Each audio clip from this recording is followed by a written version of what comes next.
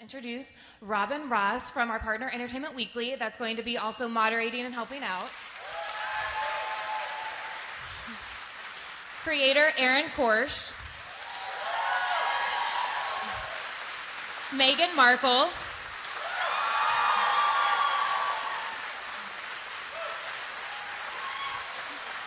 Gina Torres.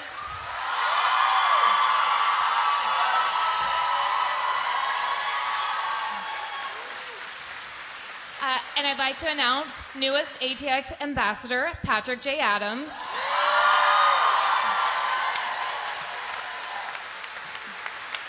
Gabriel Mott.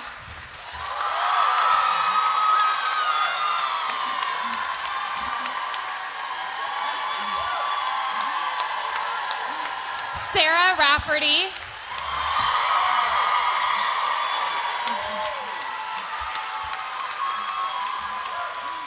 Rick Hoffman.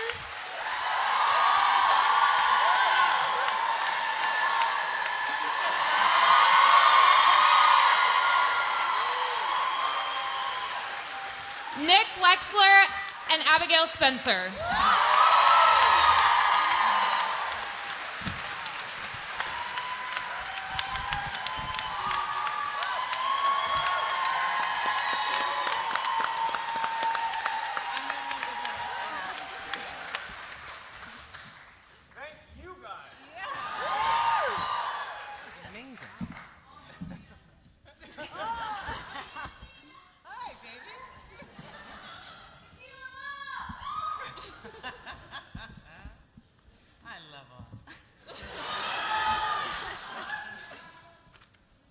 Did anyone bring their phone? Are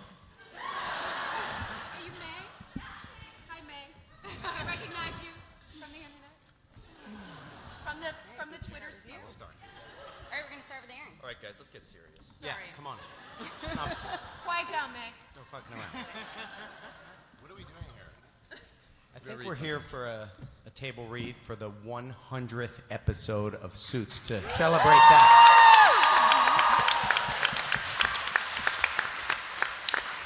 I wanted to start by saying I wrote this script, it seems like 100 years ago. And I was proud of it, but they were just words on the page until these 6 people made every person in this read come alive. I remember meeting all of them for the first time. It was amazing. And I want to say, having said all that, fuck up one line today, I'm recasting. All right, let's get started. You guys ready? Yeah. All right. Wait, can I just say one thing? In my recollection of this process of shooting the pilot, it was all improvised. So I don't know what that Well, then let's close our scripts. Sure. That'll be the shortest read-through ever. I'm stunned by all the revisions. A lot of revisions. A lot of revisions. And the funny thing is, you guys don't see this, there are so many revisions, and this was after. There'd been 30 versions of the script before this, honestly. So Many revisions. I hear Scotty's in this version. Is that no? Scotty. Hey, can we give it up for Scotty? All right, we ready to dive in? Yes. All right, interior state-of-the-art conference room. 2 teams of lawyers scream across the sleekest conference table you've ever seen. One of them, Lewis Litt, quietly exits. We follow him through the hallways to Jessica Pearson's office. Gerald Tate's here. He wants to know what's happening to his deal. Go get Harvey. Interior private poker room. 5 men play poker close on Harvey Specter. Fit, confident, in the middle of a hand.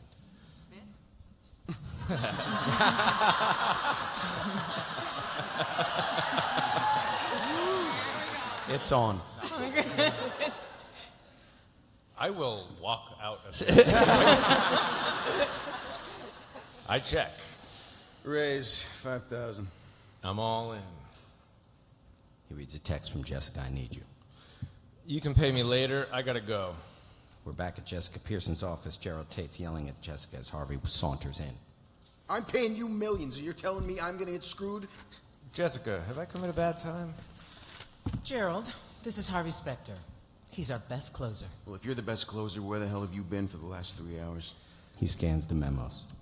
Well, Gerald, I specialize in troubled situations, and when I left here at 7 p.m., this deal wasn't in jeopardy. So I'm just trying to figure out what happened in the interim. We keep offering more money and they keep rejecting it. It's last-minute bad faith bullshit. Says here, Cooper won't be staying on as honorary vice president. That's right. I don't want him around. He wouldn't be around. It's an honorary position. I don't give a shit. Well, I think you do, because that's what changed since I left, which means it's you who's been dealing in bad faith. Well, now that you've gotten a grasp on what's happening in the goddamn interim, what are you going to do about it? Because he's not getting that title. Well, let me make sure I understand this. Okay, we negotiated a deal that gave you everything you wanted. Mr. Cooper signed it, and now you won't close until we take away the last shred of his dignity? Bingo. Well, that's not going to happen. And why the hell not? Because I like Mr. Cooper, and my firm doesn't operate in bad faith. Oh, I see. I see how it is. Instead of working Cooper, you're working me. Well, why don't you take your pansy attitude back in there and make him sign my deal, or I'll pay someone else your money to do it for me. Well, first of all, Gerald, if you think anyone is going to touch this deal after your bad faith, you're mistaken. Second, the way our agreement works is the minute this feels like I'm just playing the exact same way that we did it. That's so But you weird. did it so good. Should we just kind of turn it on its end and do something different? British accent. Let's give it a shot. Okay, like you talk like this the whole time. Like, hey, what's up, buddy? Second, the way our agreement works is the minute Cooper signed the deal, which gave you everything you wanted, our fee was due and payable. Which is why at 7:30 I received confirmation of a wire transfer from escrow indicating payment in full. He removes the facts. I was mesmerized by the performance. I'm so sorry. We're going to be going here very all day. well. Yeah, sorry. It's going to be great. So, I'd say the ball's in your court, but the truth is, your balls are in my fist. I love that line. Now, I apologize if that image is too pansy for you, but I'm comfortable enough with my manhood to put it out there. Now, Harvey holds out the facts to Gerald, dumbstruck, period. Now, get your ass in there and close the goddamn deal. You let him talk to me like this? Harvey speaks for the firm. Gerald exits. Jessica leans into Harvey. We got paid before Gerald signed the deal. What are you talking about? This is a memo from some fire drill on Tuesday. You're the blue team captain. You get to wear a fire hat. And we meet Harvey and Jessica for the first time. Woo!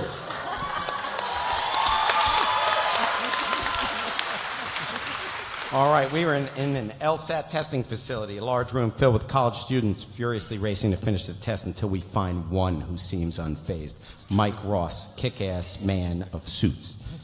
It's not in the read. It's not in the directions. I'm poorly improvising. Anyway, Mike notices a proctor walk by looking at him curiously. He turns the test over and pretends to nervously work on it. We speed up time until finally the proctor yells. Time's up. Pencils down. Mike tosses his test on the pile as he does. Excuse me, do I know you from somewhere? I don't think so. I have a pretty good memory for faces. So do I.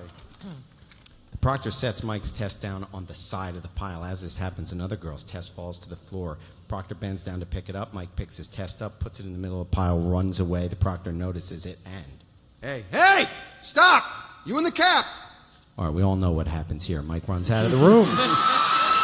Everybody knows. You've all seen it. He runs out. He bursts through the door. The proctor's chasing him. Mike doesn't know what to do. He turns left. He turns right. He runs into the bathroom. He takes his shirt off. He takes his glasses off. He's about to take the cap off, but he doesn't throw it in the trash can. He gets out of the room. Yeah. Takes his pants off. Takes his underwear off. His socks, his shoes, everything. Proctor bursts out of the door. As he's about to turn around and see Mike, Mike sees a person coming towards him who happens to conveniently be wearing a shirt that's just like the one Mike threw away. All right, maybe it's bad writing. I don't know. Mike puts the hat on the guy as he walks away. The proctor's about to turn. Mike walks into the camera, and we meet him for the first time. Mike goddamn Ross.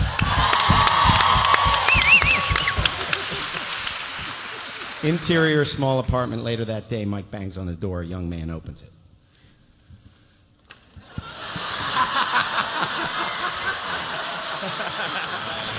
This young man looks a lot like some of the Proctor and Gerald Tate. I don't know why. Handsome motherfucker.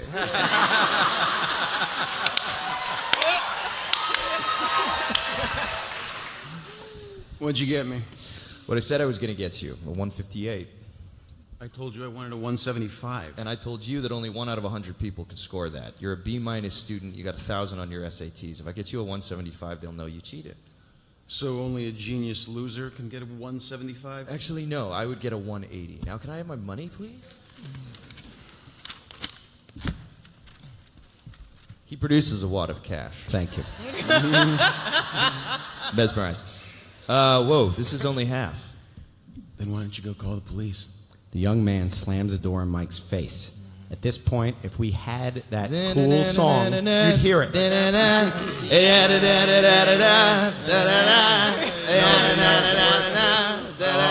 All right.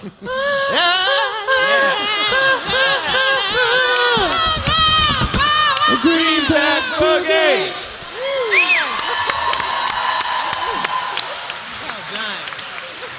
I think As we an just broke aside- a bunch of copyright laws.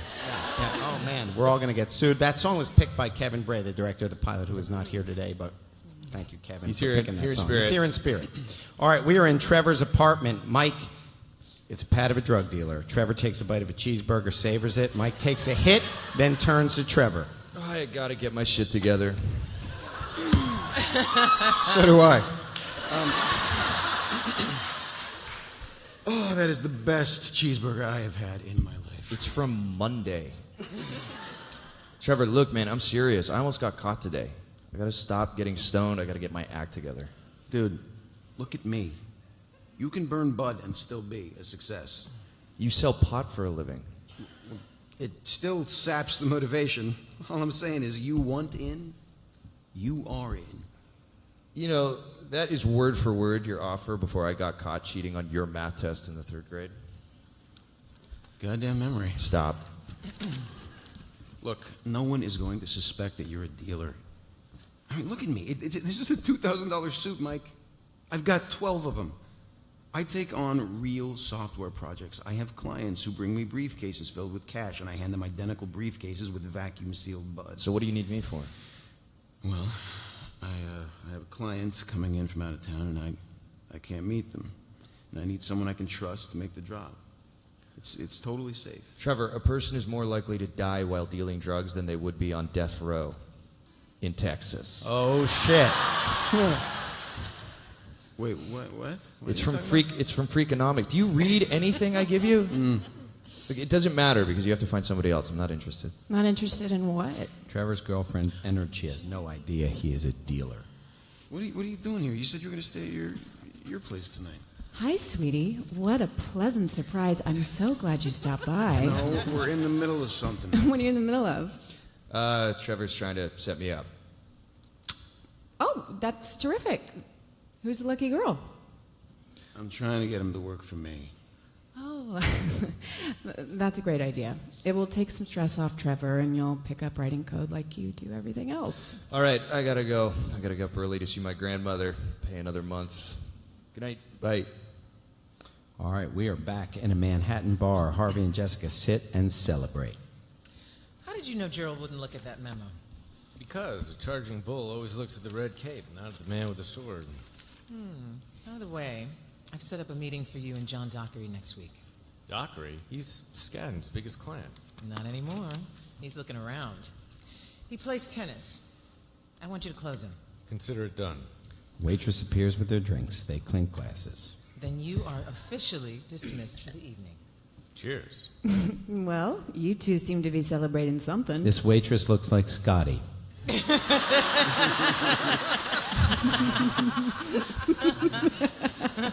Exactly. Have we met? No, but we will. In fact, we are looking at we are celebrating. In fact, you are looking at the best closer this city has ever seen. Closer, huh? Baseball? Attorney. I close situations. Oh, so you only care about money. The truth is, I do it for the children. I'm Lisa. Harvey. Lisa, I don't normally do this, but since we are celebrating, what time do you get off tonight? Oh, I'm glad you asked. I get off at 10 past. I'm never going out with you. Oh!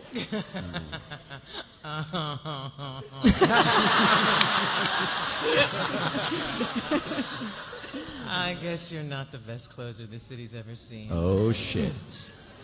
Next morning, Harvey's condo as the sun rises. Morning. Lisa, this was lovely, but I'm afraid you have to go. Aww. Yeah.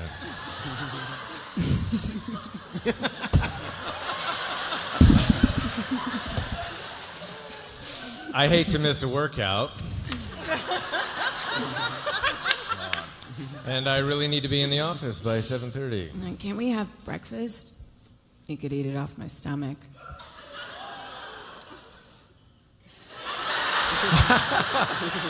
She pulls her shirt up. Harvey takes in her fantastic body. I guess if I skip the gym, I can still get in by 9. See, what that means is he's going to stay. He's not going to go to the gym. Yeah. He's not going to do it. He's not going to do it. We shot this? All right, we are back. We are back in Mike's grandmother's room. Mike's grandmother is reading. Less sexy. A little less sexy.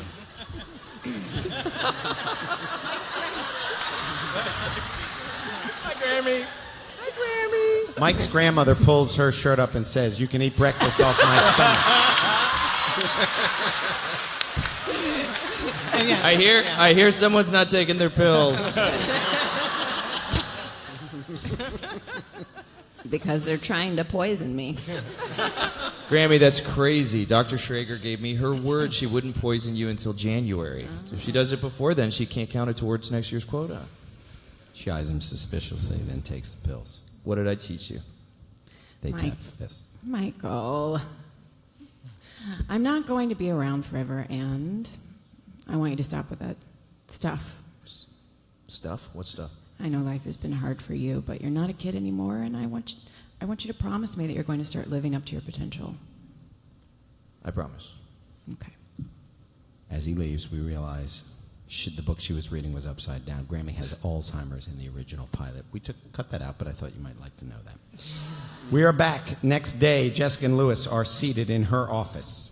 Look, I'm not saying I haven't been charmed by Harvey, but it's just so patronizing when you say that he can't handle those things, and Lewis, you can only handle this. Jessica, I could have handled Gerald Tate. And I told you I disagree. Why? Harvey enters. Because when you put two bullies in a room together, things don't generally go so well. Oh, it's 9:30. Nice of you to show up 2 hours after we open for business, and I also see that you're trying to look like a pimp.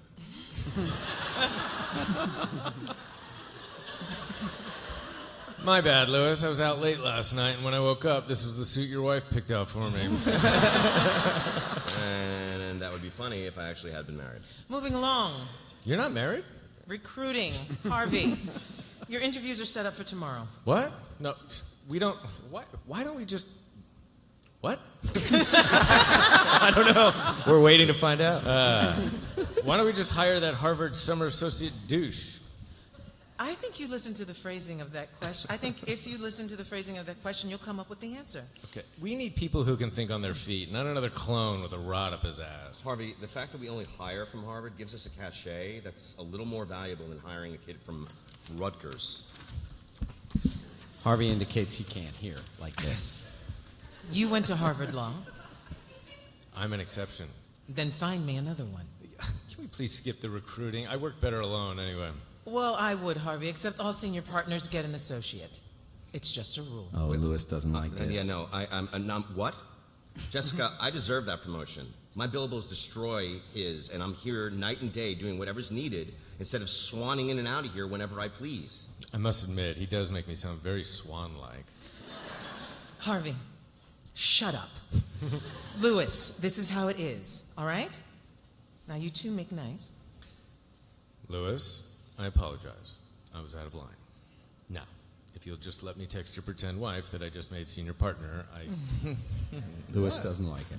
All right, we're back in the nursing home in the hallway. Mike walks through the hallway. He talks to his grandmother's physician, Dr. Schrager. Your grandmother's getting worse. I need to move her to full care, or I'll have to transfer her to a state facility. I won't put her in a state facility. Then I'm afraid you'll have to come up with $25,000. He keeps walking. He keeps walking. He calls Trevor. Trevor, I'm in.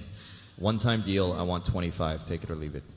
We're back with Trevor and three men. There's huge cash, marijuana, guns everywhere. Trevor answers the phone. I'll take it. There's a briefcase in my room. Pick it up tomorrow. Take it to room 2412, the Chilton Hotel. Now, you can't go to a luxury hotel looking like a delivery guy. So shave, comb your hair, buy a suit. That's a hell of a lot to ask, man. Well, I'm not asking you. I'm paying you $25,000. Okay. We're back. Trevor hangs up the phone, turns to the main dealer. He's in. Good. Oh, nice. You're Victor. Yes. That helps me out a I'm lot. Victor. Victor looks a lot like Scotty. I'm going to take a piss. Trevor exits.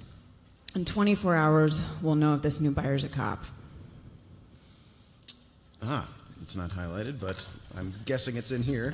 You can do it. I'll do it. Why don't you tell Trevor he might be sending his guy into a setup? Same reason I didn't tell Gina I'm banging her sister.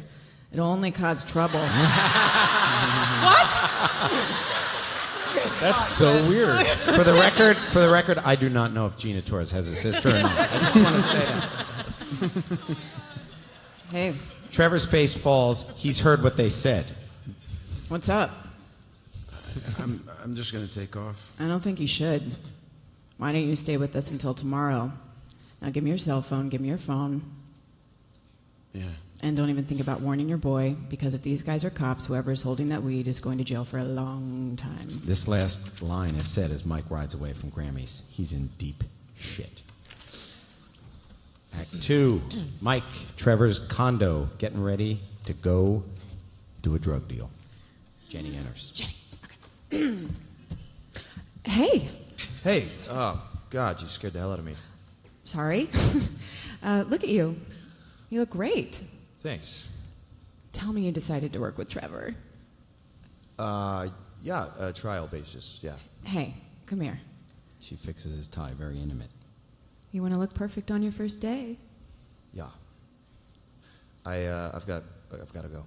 As Mike heads to the deal, we are in the Chilton Hotel, Suite 2005. Donna sits at a desk waiting for a wave of interviewees.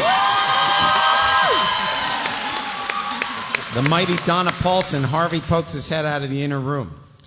Donna, we're going to need to streamline this. Give each guy a hard time. Before you send them back, give me a wink, and if they say something clever. Give me a wink if they say something clever. Okay? Okay. What are you looking for? Another me.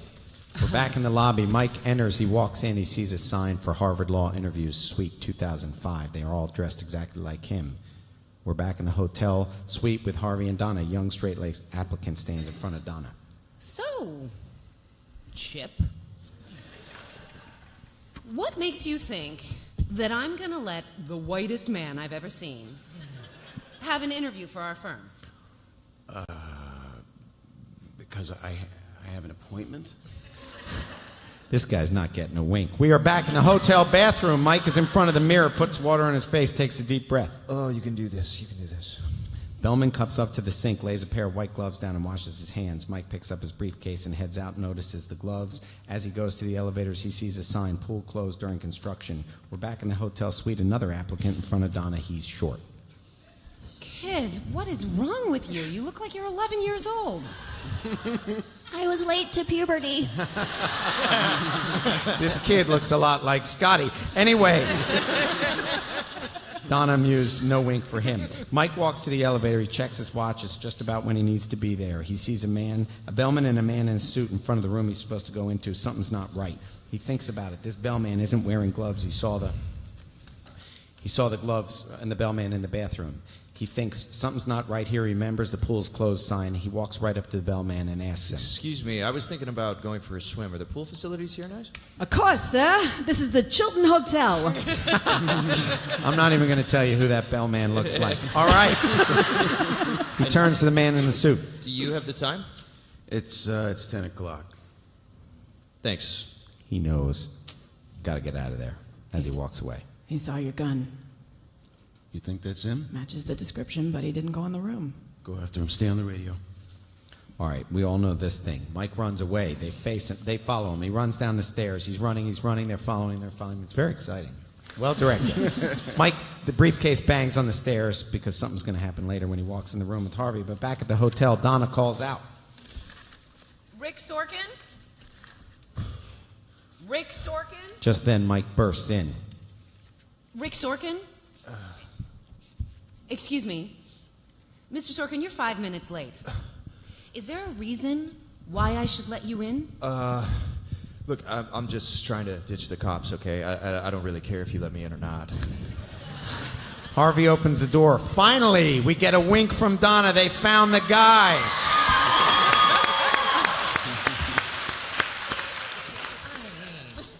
Mr. Spector will be right with you. Can I get you anything? Coffee, bottle of water? We are cutting inside. Mike and Harvey shake hands. Hi, Rick Sorkin. Harvey Specter, nice to meet you. Why don't you have a seat here?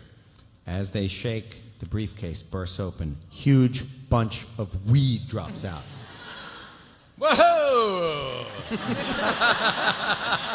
Wow, what's this? Holy shit, it's a little later. Mike's obviously told the story of the weed in practically his whole life. I don't know how we did that, but go.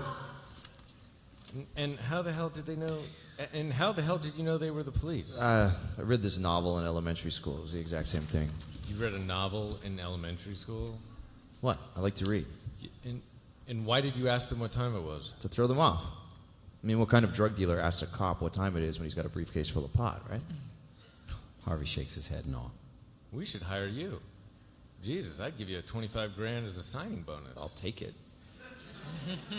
Unfortunately, we only hire from Harvard, and you not only did not go to Harvard Law School, you haven't even gone to any law school. What if I told you I consume knowledge like no one you've ever met, and I've actually passed the bar? I'd say you're full of crap. Mike points at a book sticking out of Harvey. Is that a Barbary legal handbook right there? Okay, open it up. Read me something. Anything. Harvey does.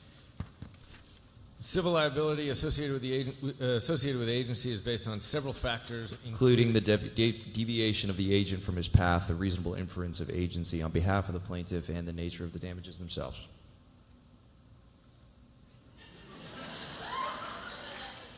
How did you know that? I learned it when I studied for the bar. Okay, hotshot, fire up this laptop. I'm going to show you what a Harvard attorney can do. Pick a topic. Stock option backdating. Although backdating options is legal, violations arise related to disclosures under IRC Section 409A. You forgot about Sarbanes-Oxley. Yeah, the statute of limitations renders Sarbanes-Oxley moot post-2007. But not if you can find actions to cover up the violation as established in the Sixth Circuit, May 2008. Yeah, that's impressive, but you're sitting at a computer. Playing hearts. Oh, shit. Sorry. If you want to beat me, you're going to have to do it at something else. How can you know all that? I told you. I like to read, and once I read something, I understand it, and once I understand it, I never forget it. Okay, look, this is all pretty fascinating stuff, but I'm afraid I got to get back to work. I'll make sure that Serpico isn't around waiting for you. Harvey looks outside, sees 5 guys that are not what he is looking for, and he knows Mike is the guy. If you want this job so much, why don't you just go to law school? When I was in college, it was my dream to be a lawyer. I needed some money, and Trevor convinced me to memorize this math test and sell it. And it turns out we sold it to the dean's daughter. I lost my scholarship. I got kicked out of school. I got knocked into a different life, and I have been wishing for a way back ever since. Let me tell you something. This isn't...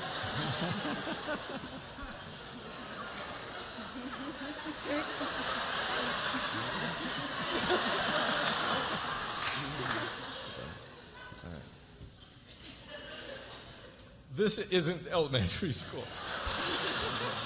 This is hard work. Long hours, high pressure. I need a grown goddamn man. You give me this, and I will work as hard as it takes to school those Harvard douches and become the best lawyer you have ever seen. Woo! I'm inclined to give you a shot. But Jessica will kill me.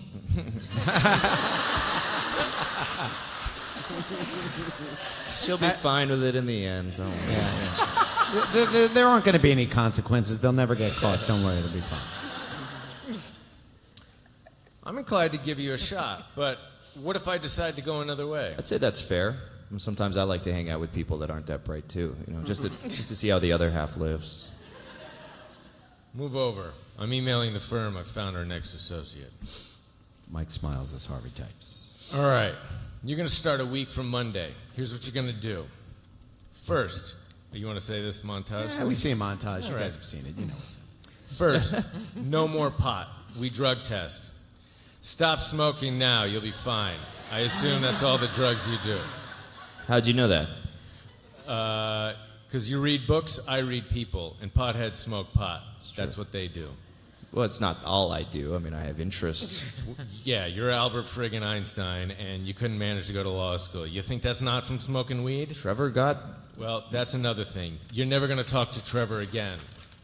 You're going to ditch that briefcase, and you're going to get on a plane to Harvard, and you're going to learn everything there is about going to law school there. Did you buy that suit? Yeah. Well, let's buy some new ones. Oh, yeah. Mike goes to Harvard, talks his way in. We did cut a few scenes for time on this, so we're going to jump ahead. Exterior street, Manhattan. Mike comes up from the subway carrying his bike, where we established that Mike rides a bike to work. It's different than a lot of other people.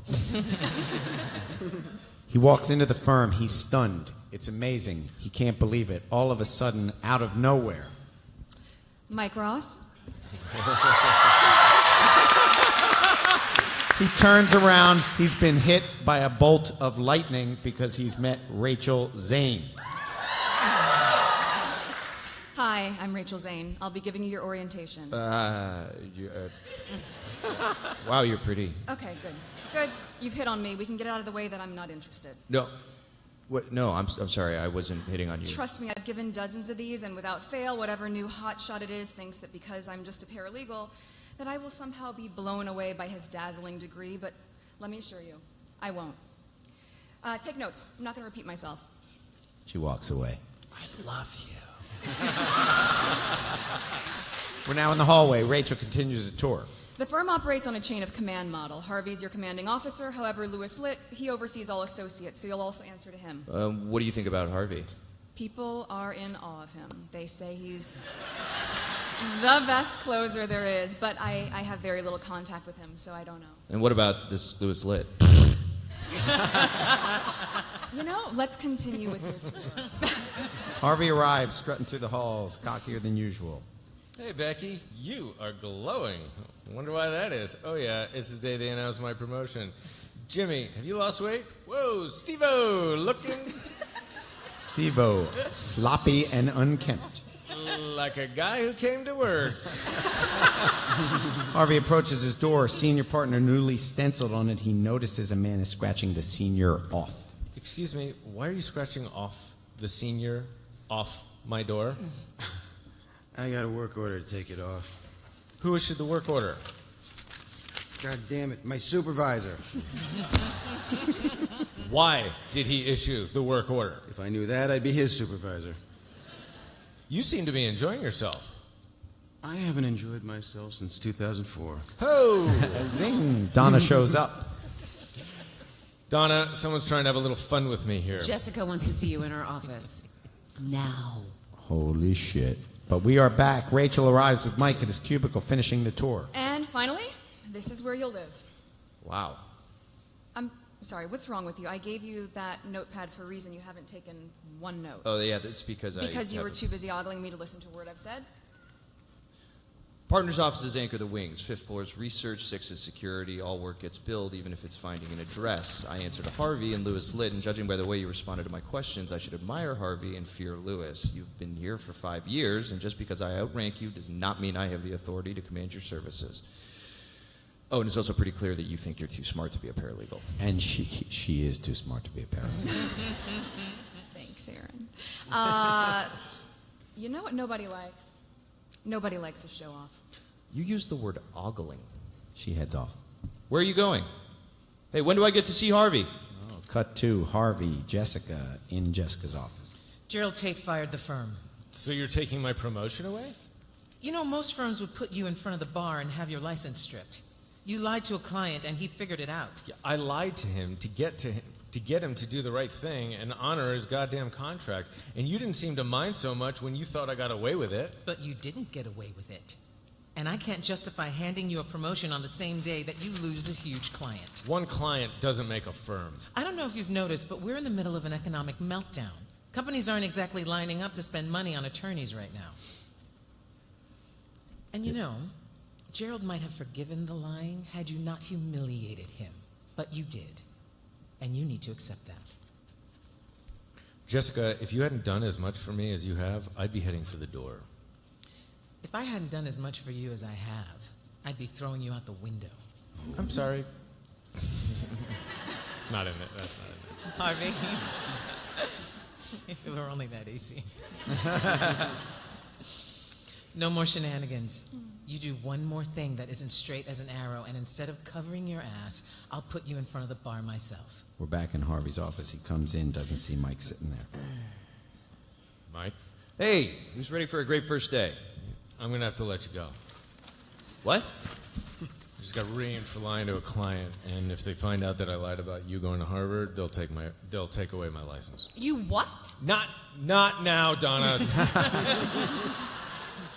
Look, I have to put my own interests above yours. It's nothing personal, but you're fired. Wait a minute, so you're worried that if I stay, then they might find out that you lied about me and you'll lose your license. But if you fire me, then I could tell them that you lied about me and then you would definitely lose your license. Are you telling me that if I throw you under the bus, you're going to drag me with you? What, I mean, you put your interests above mine. I'm just putting mine back up next to yours. And big error of judgment right here. You're rehired. Okay. So should I, okay, all right. Cool. Harvey walks right back into Jessica's office. Okay, here's what's going to happen. You're going to give me back my promotion, and that's the last we're going to talk about this. And why is that? Because if you don't, I'm going to go across town and join Rick Peterson. I'm going to approach every client I've ever closed, and I'm going to take them with me. Oh, you do that, you'll force me to put you in front of the... You do that, you'll force me to put you in front of the ethics board. I don't think you will. And why not? Because you were obligated to notify them the second I lied to Gerald. But you didn't. You put me in front of that board right now, I'll put you right up there with me. Jessica turns her back to Harvey. We just see a smile across her face. This is her plan. She turns back, feigning defeat. I'll give you your promotion. But you have to do something for me. Anything. A pro bono. She holds him a file. Anything but that. Harvey, pro bono cases are how we as a firm show that we care about more than just ourselves. I'm not saying we shouldn't do them. I'm saying I shouldn't do them. And it's how you can show me that you care about more than just yourself. You'll handle this yourself. You will not pass it off. Absolutely. She tosses him a file. It flies in the air and lands in Mike's lap. Your first case. Awesome. What is it? Pro bono, sexual harassment. Don't tell anyone I laid it off on you, and don't screw it up. Got it. You can't handle it, I'll knock it out of the park. Easy, Clarence Thomas. Just go meet the client. Hey, didn't I tell you to get some better suits? I spent $500. For how many suits? 5. What? Mike goes to the park, approaches his client. Her son, Freddie, riding a bike in the background. Nancy? Mike, Yeah, hi. you're a kid. I mean, no, I'm a grown man. You're so skinny. Have a grape. He takes a bunch of grapes from Thank you. Why don't you tell me your story? It started 2 years ago. I was a stay-at-home mom to my son, Freddie, and one day we were at Little League. Freddie was 5. He really hated that he couldn't play with the older kids. It was the third inning, and I got a phone call. My husband had been in a car accident, and he was gone. Just like that. I'm so sorry. I did the best I could. I got myself a job as a secretary at Devlin McGregor. And I even got promoted to secretary of the President Charles Hunt. And that's when it all changed. It's okay. Tell me what happened. He started asking me to stay late, order in dinner, see other stuff like that. One night he says that if I sleep with him, he's going to take care of me in the firm, and if I don't, he's going to fire me. So what did you do? I went to Human Resources. They said they investigated, couldn't find anything to support my claim. 2 months later, I was fired for poor job performance.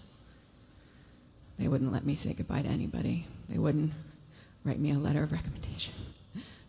I wasn't looking for a payoff. All I wanted was for it to stop. Can you help me? Yes. Yes, I can. Because Mike Ross cares.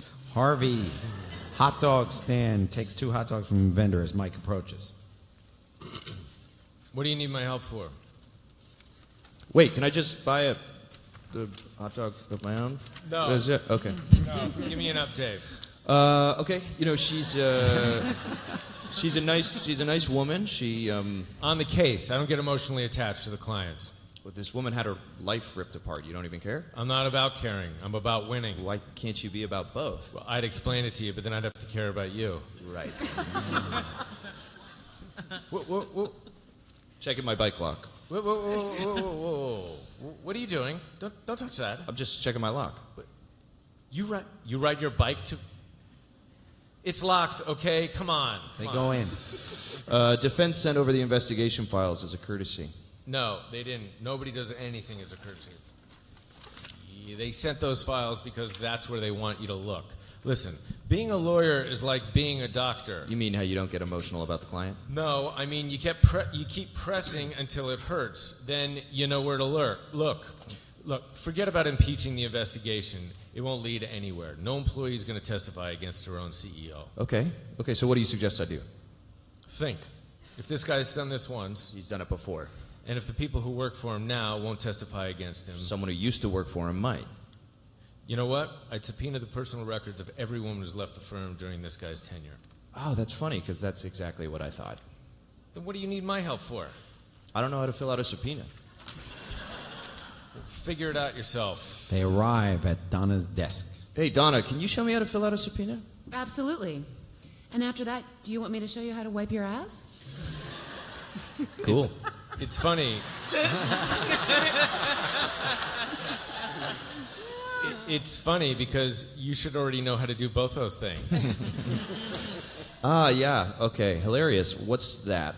This is a card out of my wallet.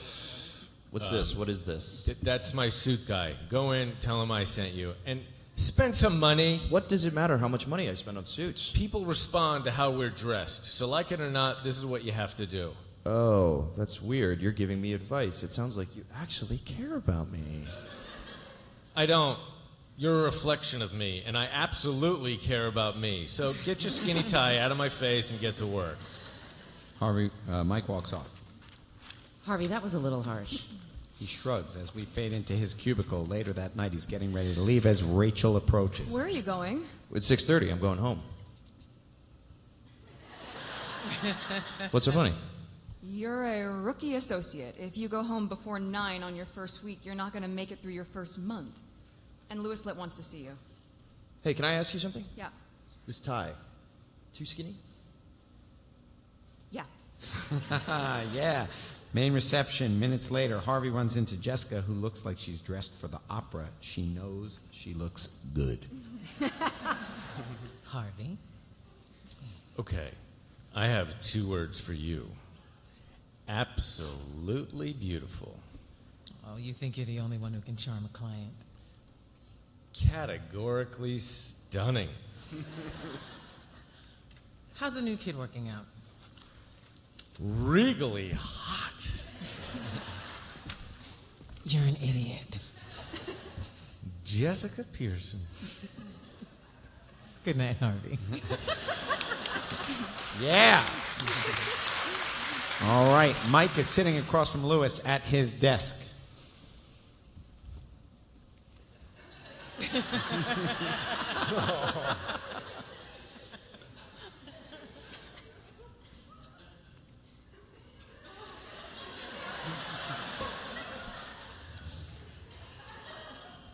I know you had an orientation from Rachel, but I wanted to give you a special welcome from me.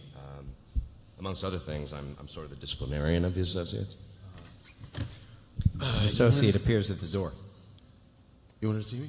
Yeah, Gary, please come in. Mike, this is Gary Lipsky.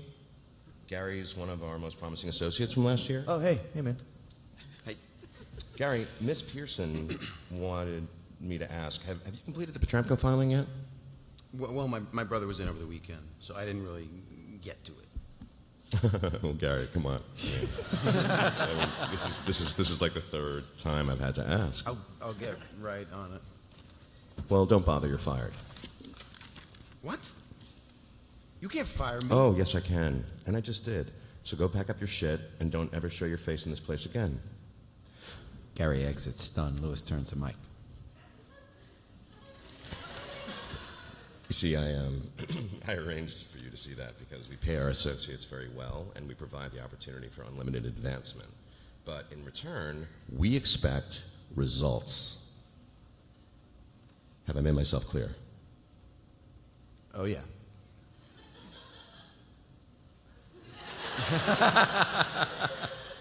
Great. Welcome Great. to Pearson Okay, Hoffman. thank you. And feel free to go back to work. Yeah, we are back in Mike's apartment. He comes home to find Trevor on his couch watching TV. What are you doing here? Hold on.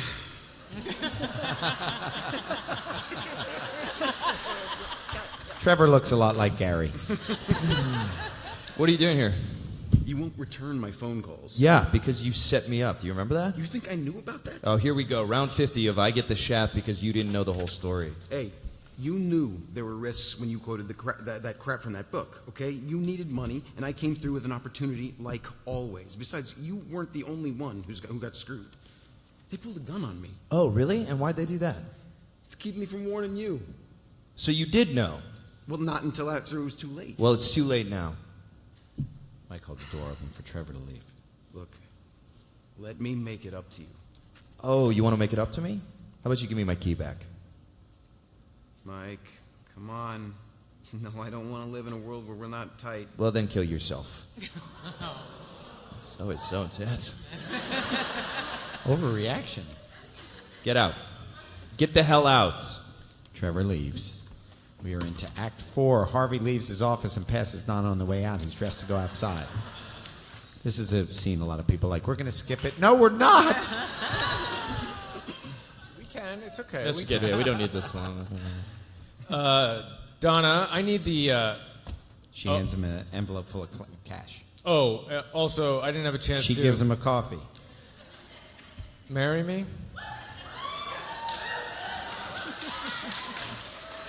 I took care of that too. We've been married for the last 7 years. Oh, shit. By the way, this is season 7. That's not a foreshadowing. I'm just pointing that out. Excellent. Devin McGregor's fighting the subpoena. They filed a motion to dismiss the case based on our lack of evidence. Good. Good? What do you mean good? They don't want you to hand over the files. You pressed where it hurt. You're looking in the right place. Did you think they wouldn't fight back? Well, now that you mention it... Oh, my bad. I keep forgetting you don't actually know anything. The idea is you make a move, they make a move. You go back and forth until one of you wins. Okay, so what if they win the motion and the case gets dismissed? Then you're not as good as you think you are. They run into Jessica. Harvey, what a coincidence. I was wondering how the pro bono was coming. Ooh, where are we? Okay, yeah, hey, I'm all over it.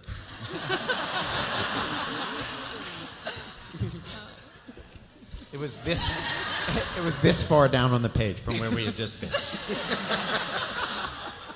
Oh, welcome to our world. That makes What are you me trying to very say? happy. What are you trying to say? Because if I were to find out that you weren't putting in your full effort, I'd be very upset. No worries. Nah, hey, we're all good. Harvey remains cool as a cucumber. Mike approaches Rachel and follows her back to her office. Rachel, hey, I need your help. There's a hearing on my subpoena. I've got 3 cases in front of yours. You're going to have to wait in line. Wait, no. My hearing is tomorrow. So why are you coming to me? Well, because Donna says that you're the best researcher in the firm. Let me see the motion. He hands it to her. Whoa, wait, what? You have an office? Why do you have an office and I have a cubicle? Well, like you said, I'm the best researcher in the firm. Oh, really? I just made that part up. I didn't even have time to talk to Donna. Is this all a joke to you? Because, Mike, I take my job seriously. No, I'm sorry. Look, you weren't there, okay? I care about this woman. She's got nowhere else to turn, and You can't help her by yourself. I can. I prefer not to. Okay. You're asking to look at private files without any evidence of your assertion. Yeah, but the only way that we can find the evidence is to look at those files. That's a rickety argument. But is there precedent? Well, let's go see if we can find some. We pick him up in the library. Okay, research is as much art as science, so we're going to look at privacy and harassment law and see if we can find a combination of cases to make an argument. I'll take privacy. I'll take harassment law. This is going to take a while. We're going to need dinner. Chinese? No. I can afford Chinese on my own. This is on the firm. I want sushi. Ooh, we cut to later in the evening. They are finishing their sushi. Remember when I said you thought you were too smart to be a paralegal? Why? Aren't I a lawyer? Look, I don't test well.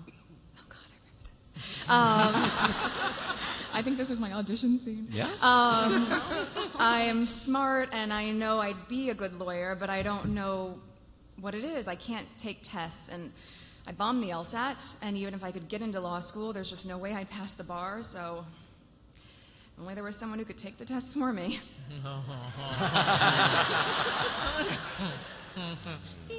Yeah, if only there were. Yeah. It's an awkward moment. Harvey walks in. Hey, where are you at with the research for tomorrow's hearing? Nothing yet. You say you care about the client, but if you keep... Look, you say you... Here we go. It's all changed on me. Now it's blue. Whoa, man. Not good with change. Who highlighted my script? It's like everyone else's lines is bullshit except for mine. I don't do that when I work. Okay, here we go. We're all together. It's all an ensemble. Okay. They tell you not to highlight the script. That's acting. Okay, sorry. I'm going to say. You say you care about the client, but if you keep playing footsie instead of finding me an argument, the client's going to lose. I don't want to lose. Look, it's no use. Okay, their investigation is by the book, and we look like the bad guys coming in putting them under duress. Wait. What did you just say? I said we look like the bad guys. No, you said they did it by the book, and we're putting them under duress. Yeah? Look. We cut outside. The next morning, Harvey leans on a town car as Mike approaches. This is the first time I'm on the town car. That's cool. Okay. This is good. We're going to have some fun. Wait, we? I get to go? What, you didn't think I'd let you come along? No. Good instinct. I wasn't. But then I thought it would be cruel not to let you witness my greatness. Cool. Okay, can I go get my bag? No. Okay. We are in the courtroom. The Harvey, bailiff, judge, Mike, stenographer, go. Your Honor, Mr. Spector's claim that we don't care about our employees, though belittling, doesn't carry any weight as a rule of law. True, but what does carry weight is that an investigation of sexual harassment must be conducted without any duress. Hold on. The investigator... What happened? Did I change the pronunciation of harassment? Okay, a Carnegie Mellon drama. Oh, here we go. I was told it's not harassment, it's harassment. And it's aluminium.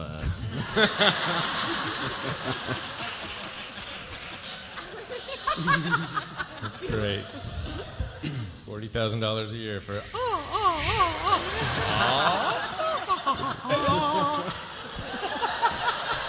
All right. But it worked. That's weird. We did a lot of Shakespeare at Yale.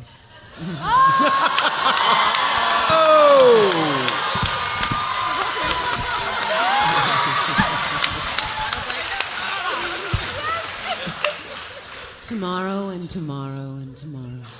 Creeps in this petty place. Okay, why don't we get back to page All right. 48? Who's William Shakespeare anyway? Here we go. The investigator and every person being interviewed answers to the CEO they're investigating. That is the definition of duress. It'd be as if your bailiff accused you of sexual harassment, and you assigned your stenographer to investigate. Now, how likely would it be that this investigation yielded any fruit? You honestly think I would harass Herman? Well, I don't know, Your Honor. Some people have a thing for the uniform. I'd like to think Herman would come to me before it even got to an investigation.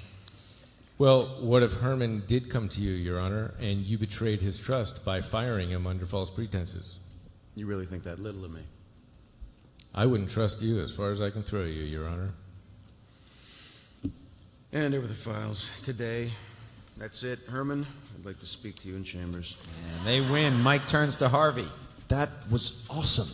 Look, it was your argument. I just framed it in a way that humanized the situation and brightened all of our afternoons. I feel like Michael Corleone in that scene where the fat guy teaches him how to shoot that gun. Are you saying that I'm the fat guy?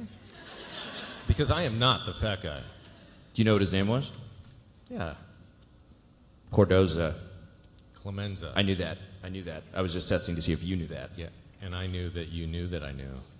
We're back in Rachel's office. She's at her desk. Mike enters excited. Hey, So the files are on their way. we won? That's fantastic.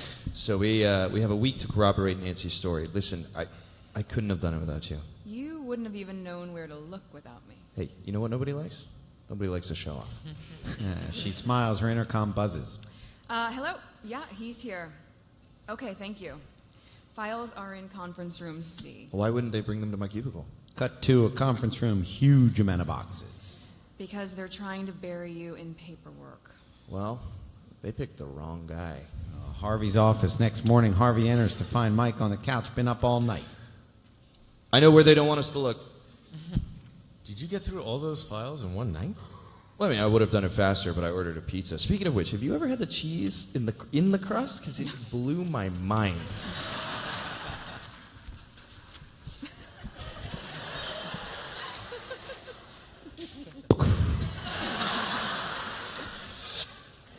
What'd you find?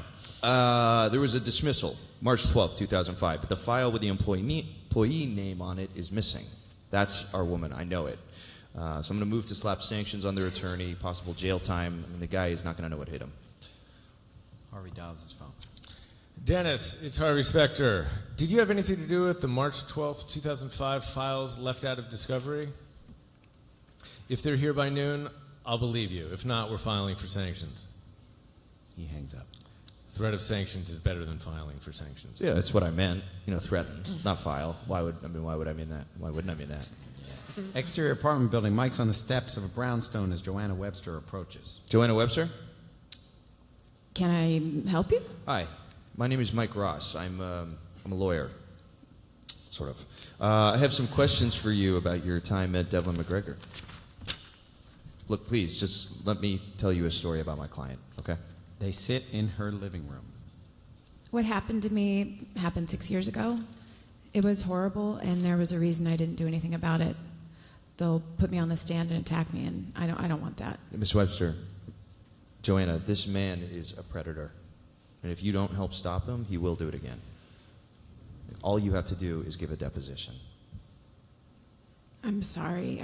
I can't do it. We think Mike failed. We're in Harvey's office later that night. Harvey's working. Mike enters. What happened with the witness? I failed. To not be awesome. I got her to testify.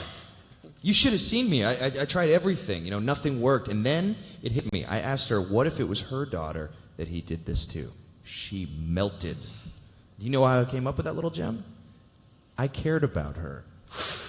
Ooh, thank you. I think I did this. I think I did some sort of shooting thing.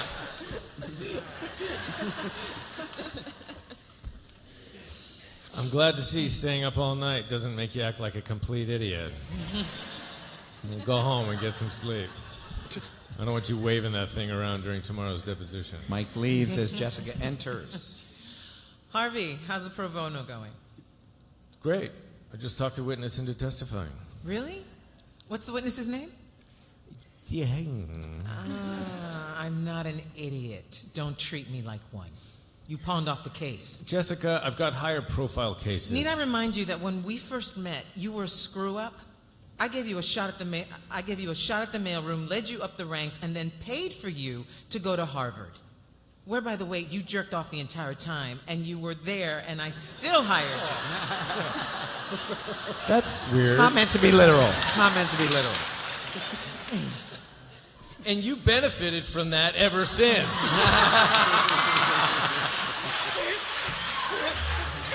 Every other Tuesday. What was I thinking when I wrote that? Look, I closed the Dickory case. I mean, the Dockery case. Sorry, Dockery. I closed the Dockery case, okay? You made a promise to me. You broke it, and then you lied to my face. So let me be clear. This isn't professional. This is personal. And I'll tell you something else. You made your bed. You better goddamn win. Fortunately, this is the last time Harvey will have ever lied to Jessica.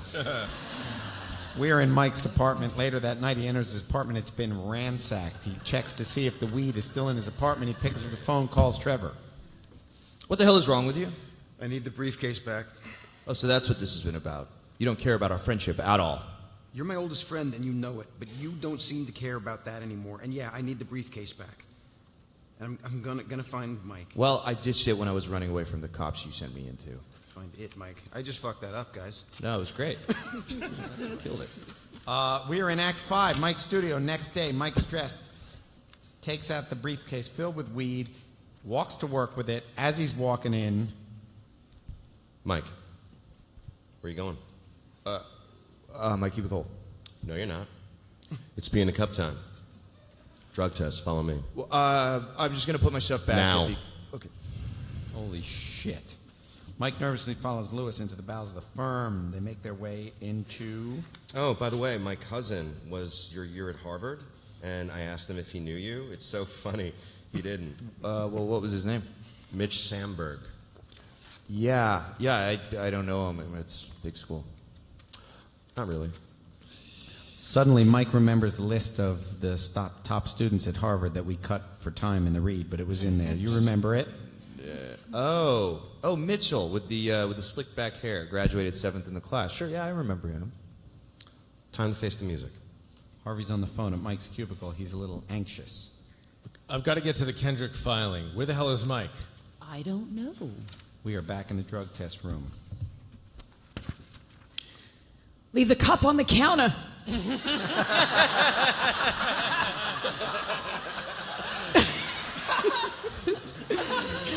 Oh, you'll have to leave that out here. Your briefcase. Leave that out here. She's been gone for 7 seasons, but she's coming back this year as a Pierce Inspector P technician. Christina Walker. Why? If you take it in there with you, I have to check to make sure you don't have another urine sample. Mike looks at Lewis, sets the briefcase down, and enters the bathroom. Thank you. No, thank you. Comes out of the bathroom. Lewis is gone. He breathes a sigh of relief, picks up the briefcase, and exits. He gets back to his cubicle, opens the desk drawer, locks the briefcase in it. Harvey. Where have you been? Hi. I'm getting drug tested, actually. The deposition's this afternoon. Before they get here, I want you to grill this woman about her background for anything they might use against her. You got it? Got it. Make her tell you everything. Everything. Okay. We're in the deposition. Everybody's in there. Harvey, Mike, Dennis, Joanna, Charles, Hunt, and the stenographer. I'd been working 6 months when Mr. Hunt started asking me to work more, order dinner. One night late, he tried to have sex with me. It's not distracting or anything. Sorry.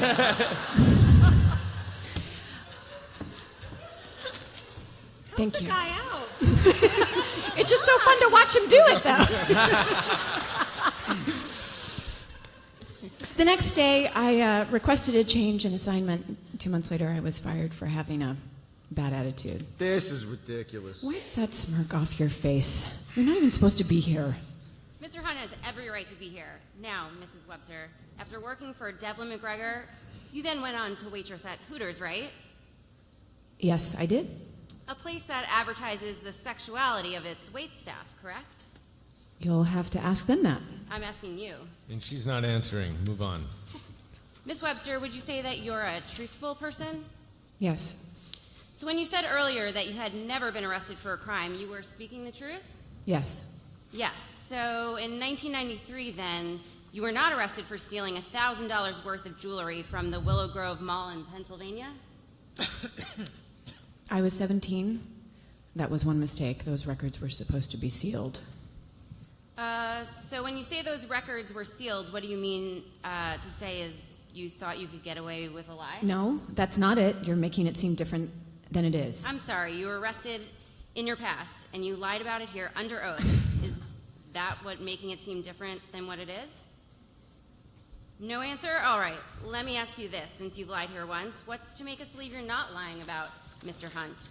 Joanna runs out of the room. Mike gets up to go after her. Harvey follows him. How the hell did you miss that arrest? No, I did every background check we have. Did you grill her like I told you to? It was a sealed record, Harvey. Damn it. I knew it. Fix it. Mike runs after Joanna outside. Joanna, wait. This is why I didn't want to testify. They twist something from 100 years ago and make me look like the liar. They make it sound like what he did to me didn't happen. It doesn't matter, all right? I need you to testify on Friday to keep this case alive. We don't have time to find anyone else before then. So, would you please wait? No, I'm not waiting. You promised this wouldn't happen, and it did. You never told me that you were Don't arrested. contact me again. Holy shit. Later that night, Mike's at his desk. He takes a briefcase of weed out, drops a security tag off the desk, walks out. As he goes, Harvey catches up with him in the lobby. What happened with the witness? Nothing. Nothing happened. I couldn't fix it. So, you gonna quit? It's either that or have Lewis Lipp fire me. What are you talking about? My first day, Lewis fired Gary Lipsy for screwing up a case. He said if I did the same thing, I'd be gone just as fast. Well, you go back to your witness's house and you get her to testify again. I tried. There's no way. There's always a way. Then why don't you go and convince her? Because you screwed it up. Oh, and you don't give a damn about the client, right? That's not my job. Does your job include giving a damn about me? Because the least you could do is offer to stand up to Lewis for me. Stand up for you? I put my ass on the line for you. But it turns out you may have had the balls. Okay, but it turns out you may have had the balls to get this job, but you don't have the courage to stick it out when it gets tough. That's not true. Isn't it? You've had one foot out the door since you got here. What are you talking about? I'm talking about that briefcase being locked in your desk. Yeah, I saw it, and I know what it is. It's your backup plan in case this doesn't work out. You can make some quick cash and go right back to the life you told me you didn't want to lead. So, you want to quit? Go ahead. But this isn't because of Lewis, and it isn't because of me. It's because you're afraid you might have to admit that you're not as smart as you think you are. If you're here in the morning, I'll know I still have an associate. Harvey walks off. Mike rides through the city, trying to figure out what he's going to do. He gets home, he pulls out his old pipe. He takes the pot out, lights a match. Before he can take the hit, he puts it down in disgust and runs out of the apartment. Meanwhile, back at the firm, Lewis washes his hands in the men's room. Harvey storms in. Hey, I get that you were upset because I was promoted before you, but if you ever threaten to fire one of my guys again, I am going to kick your ass. What are you talking about? Don't play dumb with me, all right? You fired Gary Lipsky in front of Mike Ross. What's so funny? Gary Lipsky works in the mailroom. What? I didn't fire anyone. That's how I let the new associates know what's expected of them. You plant a fake employee to manipulate the That's it. What? Back in Mike's grandmother's room, Mike enters the room. His grandmother's asleep. She wakes up. He sits down. Michael, I want to quit. come here. When your parents died, I lost my son and my daughter-in-law. I was scared, alone, and I was too old to raise you. But I had no choice, because who else was going to take care of my grandson? You made me a promise before. You're in the door. Promise me now the only way you'll leave is if they rip you out. Meanwhile, Harvey shows up at Joanna's apartment. He knocks on the door. She opens it. You can save your breath. There's no way I'm testifying at the hearing tomorrow. That's not why I'm here. I know what you did. What are you talking about? You never worked at Devlin McGregor, and you were never harassed. No, she wasn't. I'm sorry, harassed? What's that?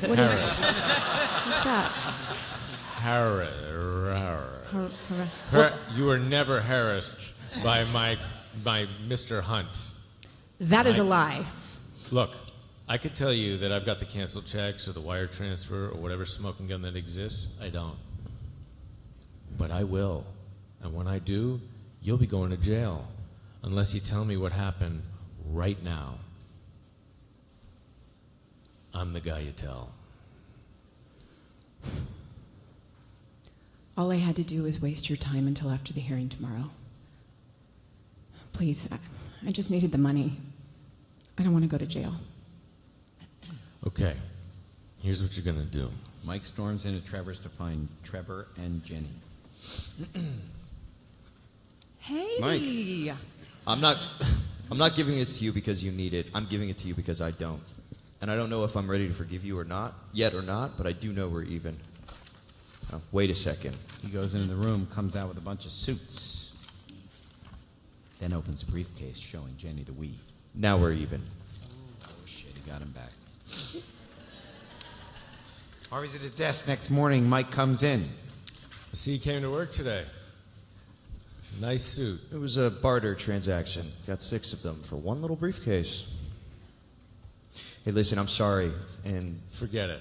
When I first started, Jessica rode me so hard.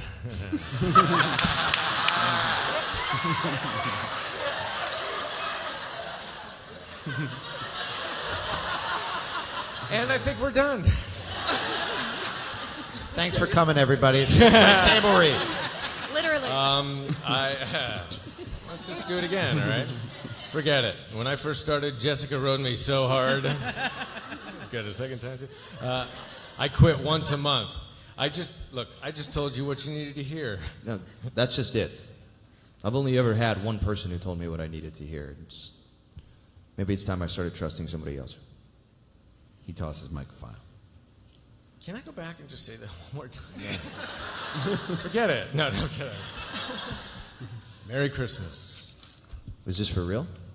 You know what to do. Press until it hurts. We're in the court. Mike slaps down a piece of paper. Wire transfer from your account to Joanna Webster's.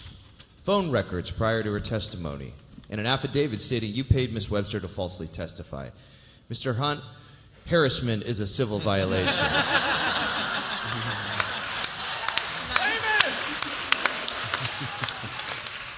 As is harassment. The penalty is money, but witness tampering, that's a crime, and you will go to prison. Where I guarantee you'll learn more about unwanted sexual advances than you could possibly imagine. You think that this is going to intimidate me, even if this evidence was credible? Who are you going to get to prosecute a small-time witness tampering charge? Harvey, didn't you graduate law school with the current U.S. attorney in New York? In fact, I did. And I think he might even be interested in pursuing a case like this. Wait, are you still close? Well, I was the best man at his wedding. Wow.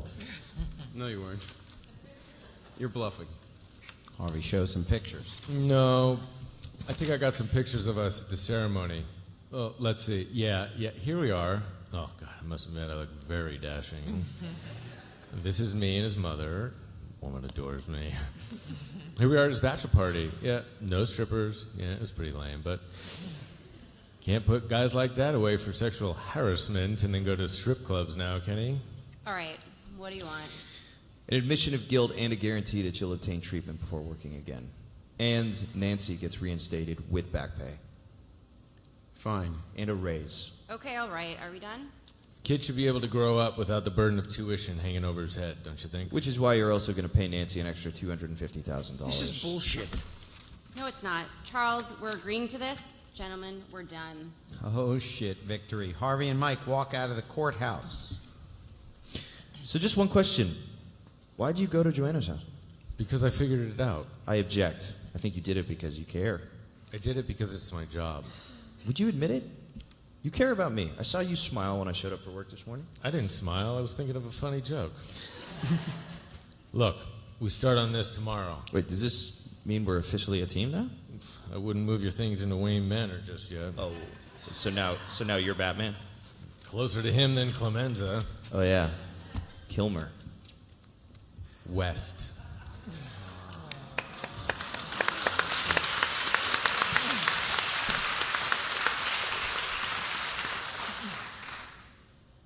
Clooney, Keaton.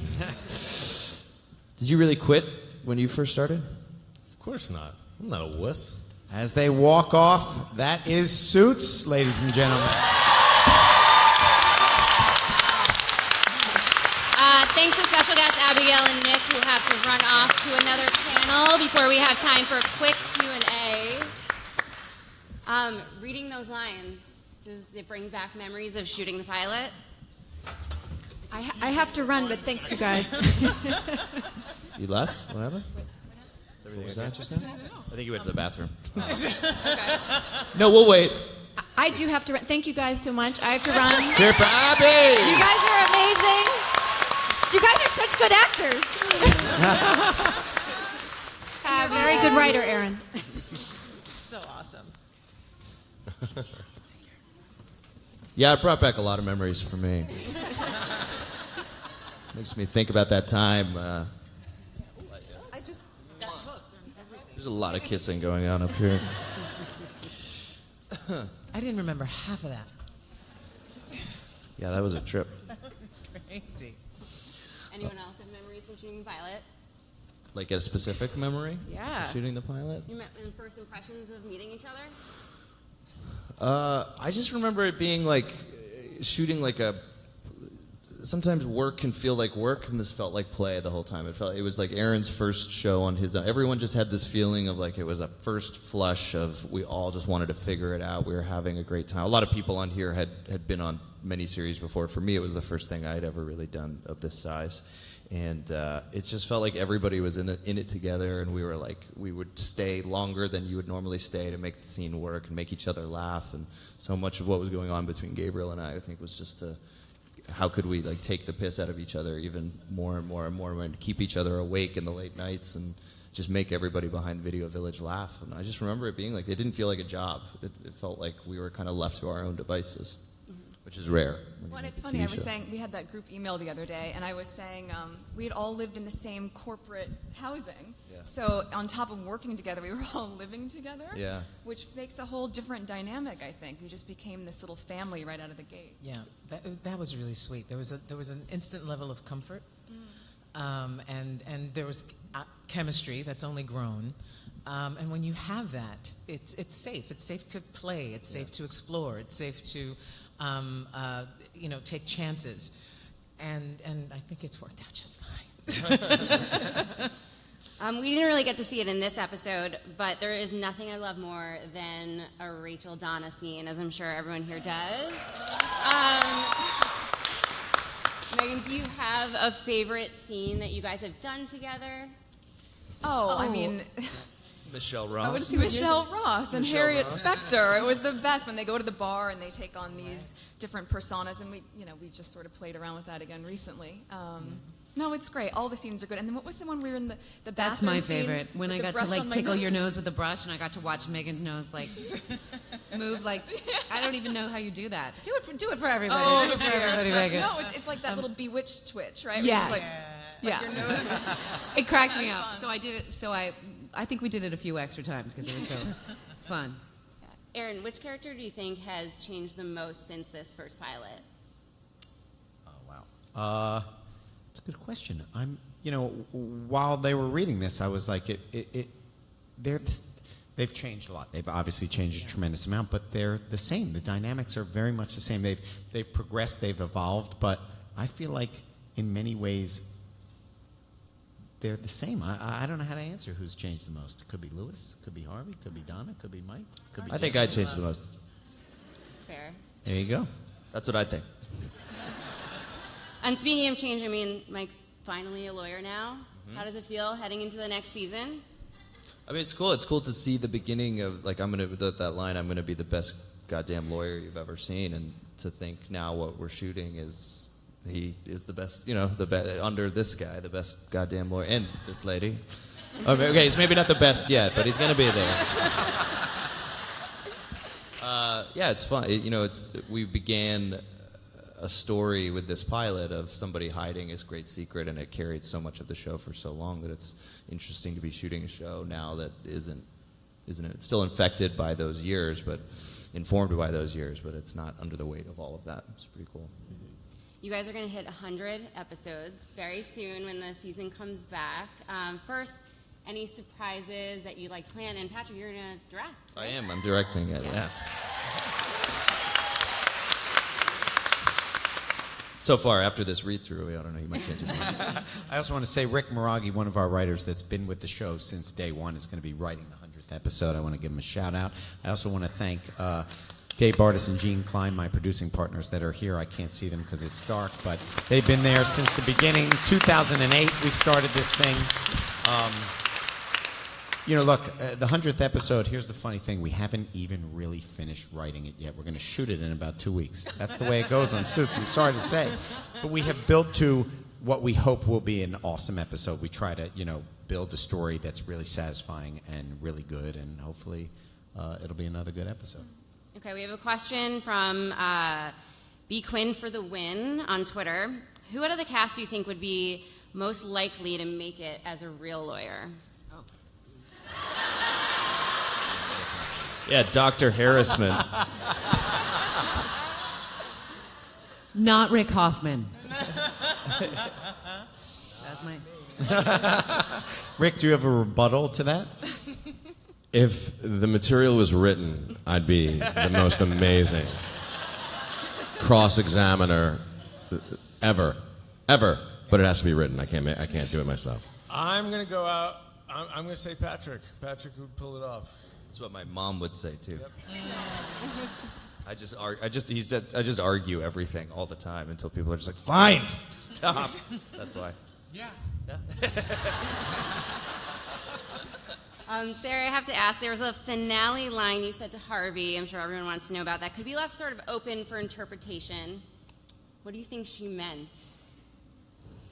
I think she meant everything that everybody in this room is thinking she meant. I think it was loaded. I think it was like, she said she wanted more. Is it that one? Yep. She wants more. She wanted more. And then he said, what do you mean more? And she said, I don't know. I'm going to have to figure that out. And I think she's in process. We have another question from Twitter. Who's the prankster in the cast?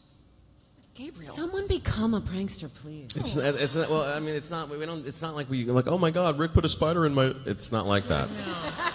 But like the silliest is Gabriel. And those people. Gabriel did do that slap joke though from the bloopers. Yeah, I mean, like what Gabriel thinks is funny, I don't.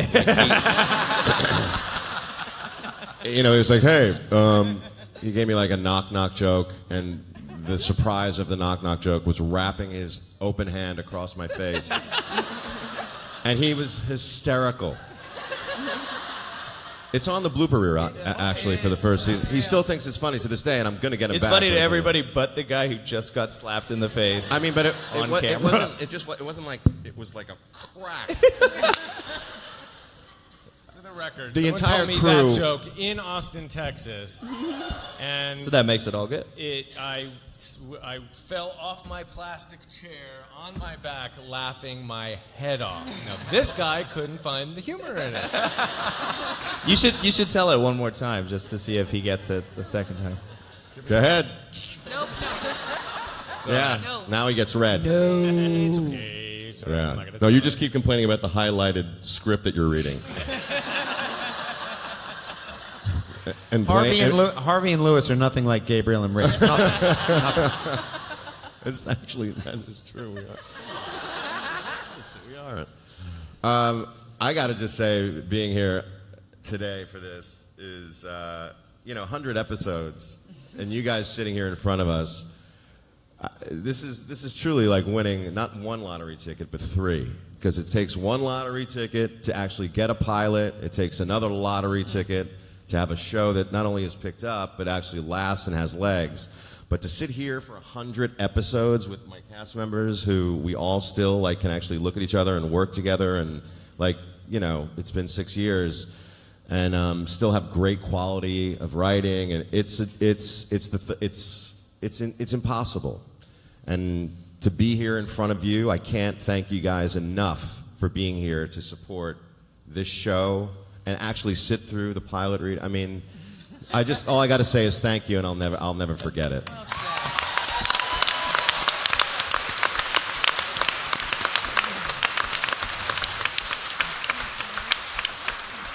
Gina, I think everyone here was really excited to see you return in the finale.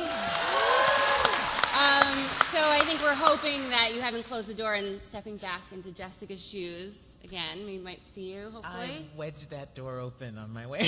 I've got a Louboutin right in the door at all times, yes. Do you have a favorite moment of yours from playing the character over the years? There's so many.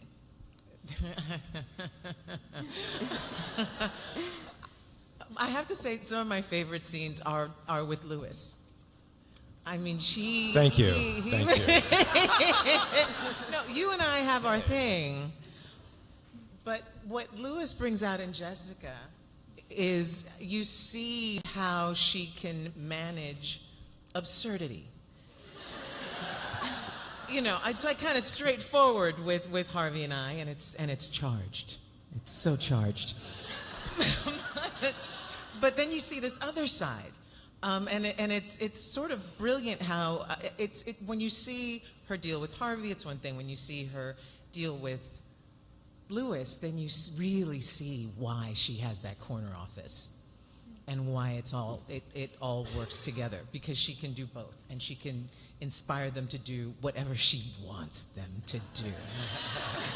and so that's great. For any of you, was there a scene over the years that was particularly really challenging and tough?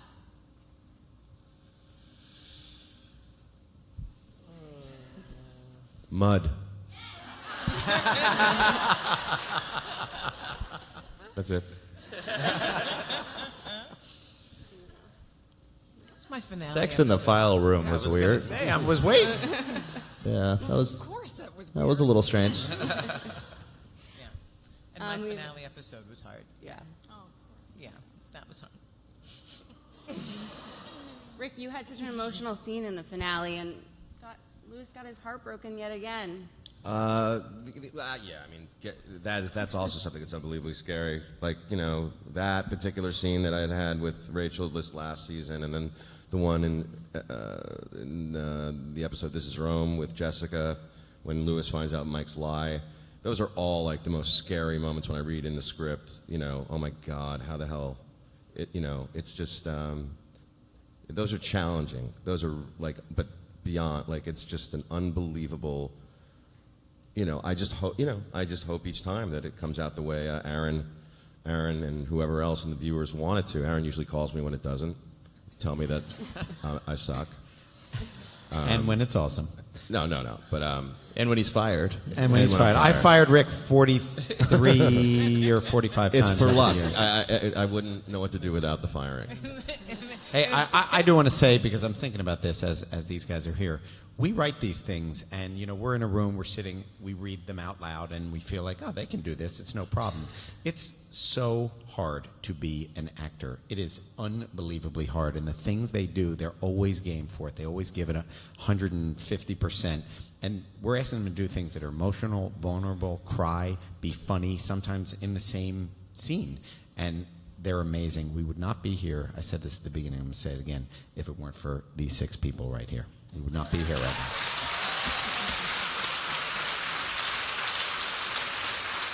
now. We have another question from Facebook for everyone. Who is your favorite guest star on the show so far? You've had so many really great ones. Abigail Spencer. Yeah. In all the roles. We've been so lucky with, how many have we? That's like choosing a favorite child. Wendell Pierce, we all like, obviously. Yes. My wife. Yeah, Our wives. Our wives, my beautiful wife, my father, Stephen Mott. Yeah, that was cool. Terrific. That's been amazing. My own parents, who can't act, but they tried. Right. Yeah. A couple times on Skype. Did we say Wendell? Yeah, we said it. Sorry. Okay. I loved our British invasion though. Conleth. Oh. Conleth Hill. Max Michelle Beasley. Fairley. Actually, it was our Irish invasion. Yeah. Eric Close played a great Tanner. Christina Cole. Who's Gary playing Cole. Gary Cole. Eric Roberts. Roberts. I don't know, Amanda man. Schull. Amanda. Center stage. Amanda. We get very, very lucky. Those are really. I mean, Harold, really Max hard Toplin. Oh, Sorry. Harold. Yeah. Those are hard. Those are hard jobs to come in and kill it with a character. We only get a couple of scenes to do it. We've been so blessed with all of our guest casts. I think. Yeah. Is there anyone you'd love to bring back that maybe you haven't been able to for various reasons, but you're hoping to get them back in? Charles Barkley, I'd like to work with. Yeah, that was great. That was a great day. Look, Michael we have Phelps. in the writers' room. We have sort of a bunch of cards with all the guest stars the characters' names that we've worked with over the years to remind us of them. And then what will happen is when we're breaking a story and we're trying to think of something, the character that is right to come back sort of emerges. Oftentimes, 3 or 4 of the writers will all think of that character at the same time because we know it's time for that person to come back. David Costable, for example, who plays Hardman. So there's just so many. I mean, I want them all to come back, and we can't see them all again, but I hope to see many of them again. Yeah. Season 7 is just around the corner. We already touched on it, but it's a bit of a reset, and we're seeing some people in sort of new situations. Rachel also is finally going to be a lawyer. Does that reinvigorate you to sort of reset and see your characters in a little bit of a different situation? For you, Megan? Oh, yeah, I mean, of course. I'm so happy that, especially reading the pilot again, you get to see where she started, even saying, talking about Harvey Specter and saying, but I don't really know him or work with him, and to watch that progression. She's worked so hard, and I love that as a role model, how she's been crafted to balance it all. But yeah, now have this place at the firm where she really knows her standing, and her office isn't just because she's a good researcher, it's because she's an associate. She's really earned that spot. And Patrick, you're finally, I know you were away for so long and you didn't get to be in the office and you were in jail and you were just off on your own. It's all over the place. So now you're kind of, the dream team is back, as the new promo said. Yeah, it's cool. It's like they're back, but it's also, it's a little different. Jessica leaving, I think, left a big hole in the firm, and it sort of puts this guy in the position where he's got to change how he operates, and everyone has to kind of change how they do things, because Jessica was such an important part of the firm and the daily running of the firm. And for Mike, I think, he figured out what kind of work he wants to do, and then Harvey pulled him in and convinced him that, this is a place where he can do a little bit of both. And this season's really fun to watch Mike. It's fun to read the script and see the seeds of that Mike that's like, oh, I get to help people. That's the drug. That's the fix he got at the beginning, is I actually changed a woman's life and did something great for her. And that's kind of, it means something to him, but it's not as meaningful to him in that pilot. And it sets the pace of this character that still to this day is reaching to keep changing people's lives as much as he can, but he's got to balance it with, working at a corporate law firm. So it feels like that is coming to an absolute head now, that having to choose between those two worlds. Well, on that note, Suits Season 7 premieres Wednesday, July 12th on USA, and here's a look at the new season.